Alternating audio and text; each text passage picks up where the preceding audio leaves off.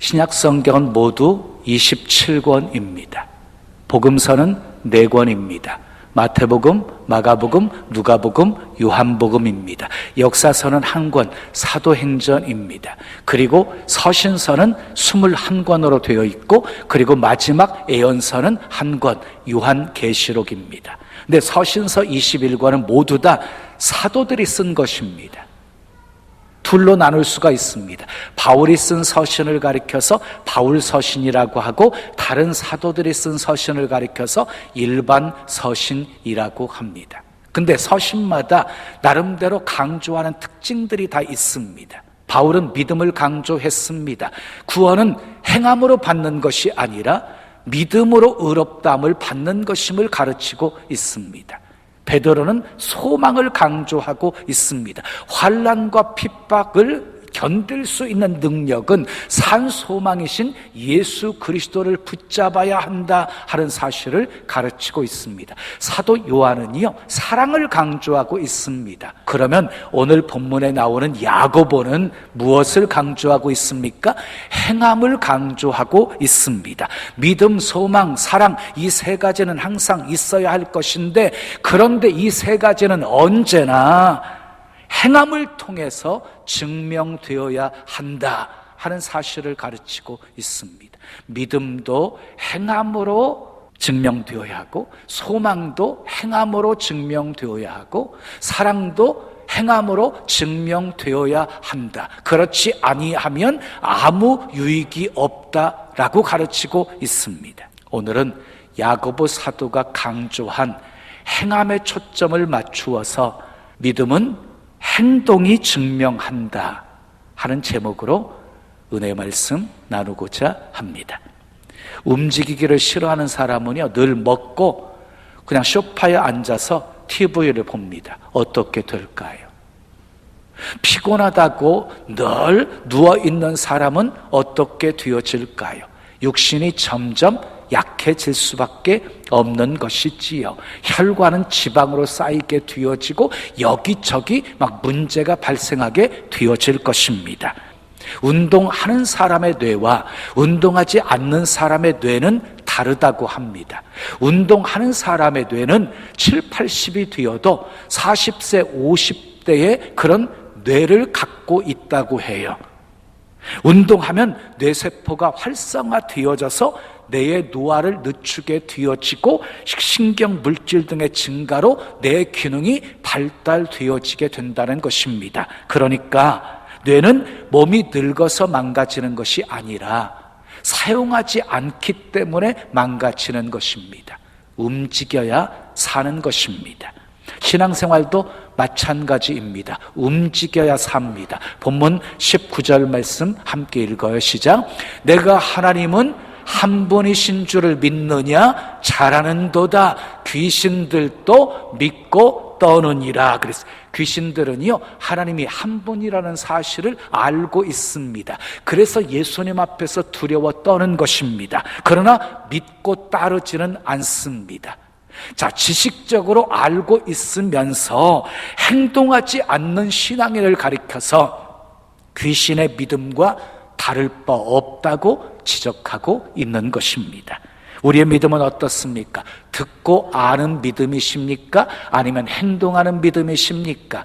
하나님이 내게 주신 말씀으로 받아서 깨닫고 삶 속에서 실천하고 계십니까? 여러분, 구원은 믿음으로 받습니다. 아멘 하십시오. 하나님의 말씀을 믿어야 합니다. 예수님을 믿어야 합니다. 그러나 믿었으면 행동해야 합니다. 행동 없는, 행함이 없는 믿음은 죽은 것이기 때문입니다. 그래서 오늘 본문 17절에 보면은요, 행함이 없는 믿음은 그 자체가 죽은 것이라 라고 말씀하고 있고요, 20절에 행함이 없는 믿음은 헛것이다 라고 말씀하고 있고, 26절에 행함이 없는 믿음은 죽은 것이다 라고 말씀하고 있습니다. 본문 14절 말씀 우리 함께 읽어요. 시작. 내 형제들아, 만일 사람이 믿음이 있노라 하고 행함이 없으면 무슨 유익이 있으리요? 그 믿음이 능히 자기를 구원하겠느냐? 이 말씀 잘 보십시오. 행함 없이 구원을 받겠느냐라는 말씀이 아니에요. 행함 없이 구원을 받겠느냐라는 말씀이 아니라 행함이 없으면 행함이 없는 믿음이 자기를 능히 구원할 수 있겠느냐라는 말씀이에요. 자, 무엇이 주체가 되어 있습니까? 행함이 주체가 되어 있습니까? 아닙니다. 믿음이 주체가 되어 있습니다. 다시 말해서 구원은 오직 믿음으로 받는 것인데 행함 없는 믿음으로 어떻게 자기의 구원을 이룰 수 있겠느냐라는 말씀입니다. 그러므로 행함으로 구원받을 수 있음을 강조하고 있는 말씀이 아니라 행함이 있는 믿음, 살아있는 믿음을 강조하고 있는 것입니다. 여러분, 구원의 조건은 믿음이지 결코 행함이 아닙니다. 잊지 마십시오. 구원은 믿음으로 받는 것이지 행함으로 받는 것이 아닙니다. 아멘.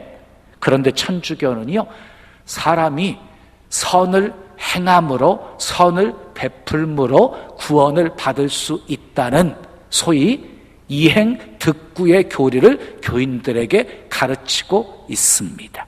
이것은 다른 복음입니다. 사도 바울은 갈라디아서 1장 8절에서 다른 복음을 전하는 자는 저주를 받을 것이다 라고 말씀했습니다. 우리는 어떤 교리를 믿어요? 이신득구, 이신득의의 교리를 믿습니다. 오직 믿음으로 구원받고 오직 믿음으로 의롭다 하심을 받는다고 믿습니다. 아멘.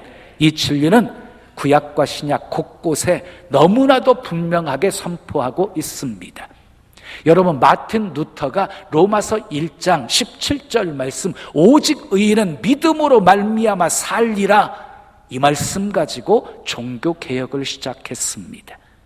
하지만 딱 한 군데 마치 행함으로 구원받는 것 같은 그런 말씀 구절이 있습니다. 오늘 본문 야고보서 2장 14절과 24절 말씀이에요. 함께 읽어봐요.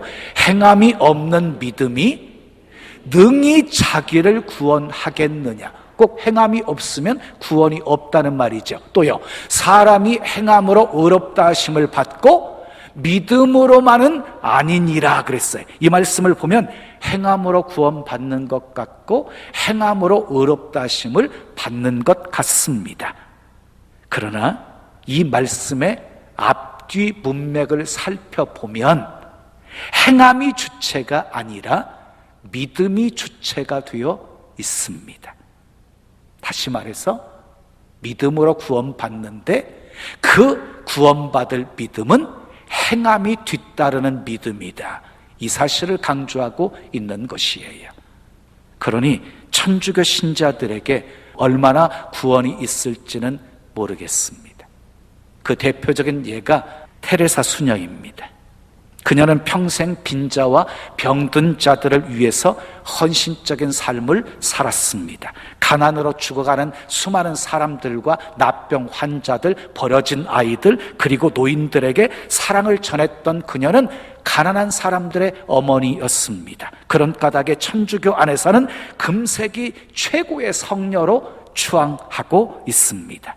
그런 그녀가 생전에 몇몇 신부들에게 보낸 편지가 공개가 되었습니다. 그 편지에는 신의 존재 여부를 놓고 심각하게 고민했음이 드러났습니다. 그 내용을 소개하겠습니다. 주께서 제 안에 계시다고 들었습니다. 하지만 어둠, 냉담, 공허의 현실이 너무도 커서 제 영혼에는 아무것도 느껴지지가 않습니다. 나는 무엇을 위해 일합니까? 신이 없다면 영혼도 없고 영혼이 없다면 예수님 당신도 진실이 아닙니다. 주께서 계신다면 부디 용서해 주소서. 나에게는 침묵과 공허함이 너무나 커서 예수님을 보려고 해도 보이지 않고 들으려 해도 들리지 않습니다. 기도하려 해도 혀가 움직이지 않아 말을 할 수 없습니다. 당신이 저를 위해 기도해 주시기 바랍니다. 테레사 수녀의 이런 충격적인 고백이 전해지자 그녀를 옹호하기 위해서 신을 부정한 것이 아니라 존재론적인 고백이라고 본다라고 정말 애매모호하게 변호가 뒤따랐습니다. 그리고 어떤 수녀는 아예 테레사 수녀 자신이 살아있는 신이었다라고까지 말했습니다. 그런데 그 편지의 내용을 보면 그녀에게는 구원의 확신이 없었습니다. 신의 존재 여부도 확신이 없었습니다. 테레사 수녀는 누구보다 선을 행함에 있어서는 완벽했을지라도 구원의 확신이 없었다는 점에 대해서는 재론할 여지가 없습니다. 그러니 테레사 수녀 같은 분도 구원의 확신이 없었다면 다른 천주교 신자들은 어떨까요? 무엇이 문제입니까? 오직 의인은 믿음으로 말미암아 산다, 이 성경의 가르침을 떠나서 선행의 공로를 쌓아서 구원을 얻는다는 잘못된 교리를 가르치고 있기 때문입니다. 행함은 결코 구원의 근거가 될 수 없습니다. 율법을 행함으로 구원 얻을 육체는 한 사람도 없다고 성경은 말하고 있습니다. 행함은 믿음의 증거입니다. 우리 성도들은 이행 듣고 행함으로 구원 얻는다는 이 잘못된 교리는 경계해야 하지만 반드시 행함 있는 믿음의 삶을 살아야 합니다. 아멘. 행동으로 우리의 믿음을 증명하며 살아야 합니다.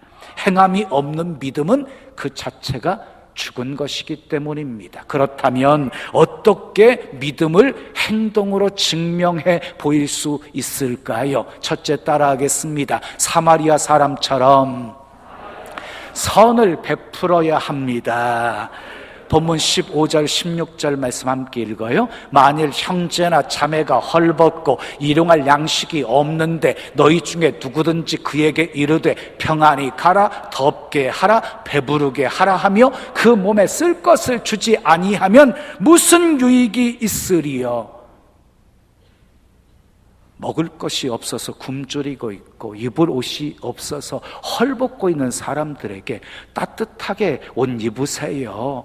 그 배불리 음식도 드세요. 이렇게 말로만 한다면 그들에게 무슨 유익이 있겠냐는 거예요. 굶주린 사람에게 먹을 것을 줘야 되고 헐벗고 있는 사람에게도 입을 옷을 주는 것이 행함 있는 믿음이라는 것이에요. 선한 사마리아 사람의 비유를 한번 생각해 보십시오.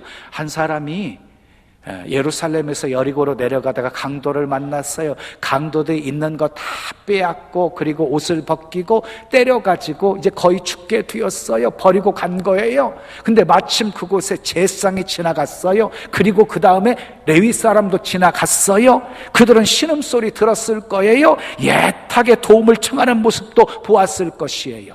그럼에도 불구하고 그들은 돕지 않고 그냥 지나가 버렸습니다.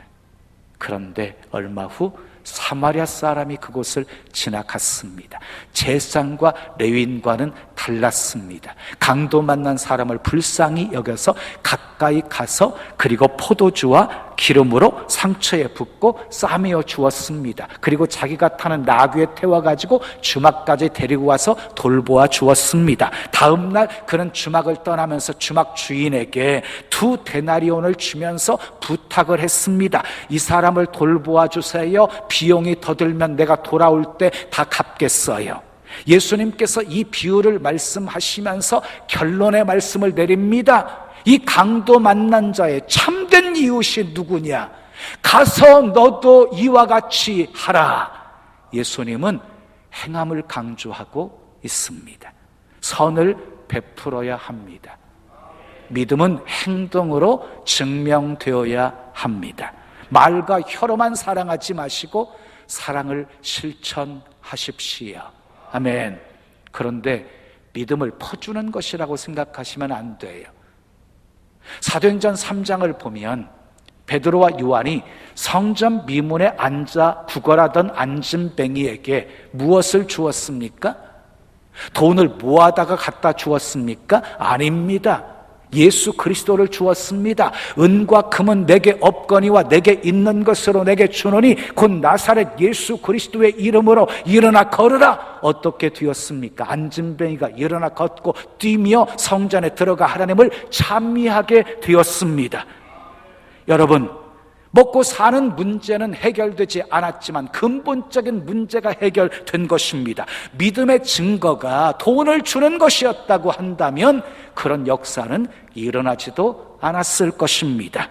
그러므로 퍼주고 안 퍼주는 것은 핵심이 아닙니다. 초대교회도 구제 많이 했습니다. 근데 그것이 주 업무가 아니었습니다. 영혼 구원이 주 업무였습니다. 사랑하는 여러분, 우리는 세상이 주지 못하는 예수님을 주어야 합니다. 세상이 주지 못하는 생명을 주어야 합니다. 여러분, 세상에서요, 생명 살리는 것만큼 귀한 일이 어디 있습니까? 그것도 영원히 살게 만들어 준다면 그것만큼 큰 선이 어디 있습니까? 선을 베푸십시오. 여러분의 믿음을 행동으로 증명해 보이십시오. 두 번째 따라하겠어요. 아브라함처럼 순종해야 합니다. 본문 21절에서 24절까지 말씀 함께 읽어요.